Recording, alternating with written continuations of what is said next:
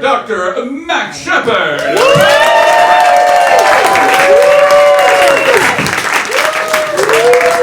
Thank you, New York. It's great to be back. I was in Sedona last week. I got my COVID shot, my flu shot. I was ready. I wasn't going to get anything on the plane this time, except maybe herpes. I like to visit the cockpit. Yeah. No, Southwest doesn't. They don't have assigned seating on Southwest, so you have to. The only seats left when Group C gets up there are the middle seats. They're the arm wrestling seats. You know, you have to really fight for those. And one lady once, she had her ass over the armrest, okay? So I wouldn't get the seats. And I didn't realize that my elbow could fit up an old lady's ass. But it did. I'll tell you, you have to really be careful. You have to pick the right seats, the right middle seat. You know, when I'm looking down the aisle, I'm like, no, that one. If the air pressure, the cabin pressure goes down, her breasts will inflate and then explode, and I won't be able to, you know, the oxygen mask won't cover it. And no, those people have children. I can't do babies. I don't need an adopted family. I bring Benadryl on the flight for those kids. Knocks them out till Cleveland. No, that guy, he's man-spreading, okay? He can sit in the middle row, and both of his legs will occupy both sides, okay? I mean, how much room do your balls need? I mean, if we have an emergency, they could become your flotation device. Yeah, it's crazy. And you know what? Then people start spreading out, all right? They fucking pay for one seat, and they want to take up two seats. I mean, like, don't take that seat. That's not Greenland. You can't have that one. Yeah, and you know, the people who bring babies, they don't pay for those lap seats either. I mean, they're always apologizing for their screaming kids. If they were really sorry, they'd check those kids in with luggage, put them in one of those cat carriers. You can't hear them from the cargo hold, right?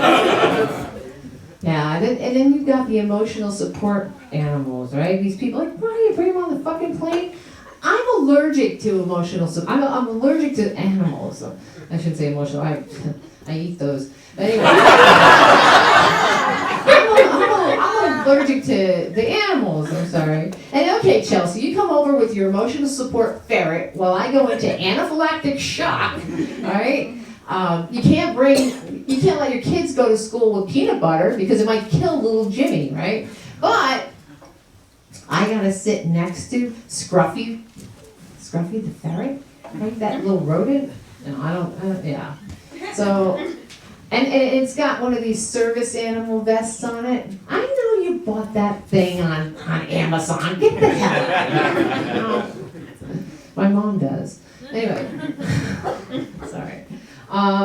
Yeah, so I get on the plane. It's the first flight, part of the flight is from Phoenix to St. Louis. And I get on the plane, and the first row is a bucket row behind the toilets.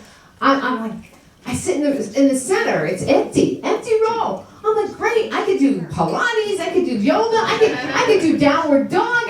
This is great. I can give myself herpes. Woohoo! You know? And so an old lady comes over and she says, "Can I sit in that seat next to the window?" And I'm like, "Oh, sure." I don't think about it. She starts coughing and gagging all through the flight. I'm like, now I'm not worried about herpes. I'm afraid of Ebola. And they serve the snacks.